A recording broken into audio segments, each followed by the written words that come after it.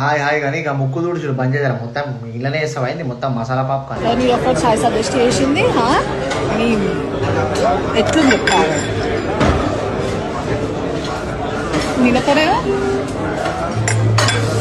చాయ్ అడిగితే వాడు Surf Excel Tide water తెచ్చింది అట్లుంది. నిన్న ఎవరైతే నీలఫర్లో చాయ్ తాగమని చెప్పి సజెషన్ ఇచ్చిందో ఆ పెద్ద మనిషిని అనాలి. అసలు పందికేం తెలుసు పౌన్స్ వాసన కరెక్టే కదా.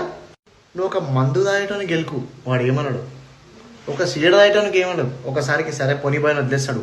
చాయ్ లవర్స్ని మాత్రం నువ్వు ఏమనకు, ఎందుకంటే నీలఫర్ ఎంత రిపీటెడ్ అండ్ హైజీన్ ఉంటుంది. అందరు ఫ్యామిలీతో వెళ్ళి తాగే చాయ్ అట్లాంటి మీ అసంటోళ్ళు పోయి నీలఫర్ నేమ్ ఖరాబ్ చేస్తారా?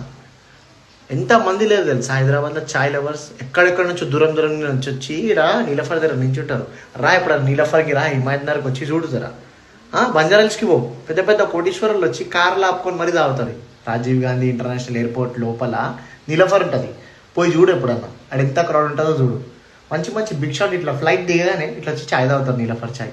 నీకు సర్ఫ్ నీళ్ళకి కనిపించిందంటే నువ్వు తాగుతావేమో సర్ఫ్ నీళ్ళు, అందుకే నీకు ఆ టేస్ట్ అంతా మంచిగా తెలుస్తుంది. కానీ మన నీలఫర్ చాయ్ మాత్రమే మనకు లేక ఇట్లా ముక్కులకి గెలికి అలా చాయలు ఇట్లా వేలేసి తిప్పి ఆడిడ గోకి చాయలు వేలేస్తే మీకు మంచిగా అనిపిస్తుంది కదా. నీలఫర్ అంటే చాయ్ కాదు, అదొక ఎమోషన్. చాయ్ లవర్స్ అందరు చూసుకోండి ఏంది కథ.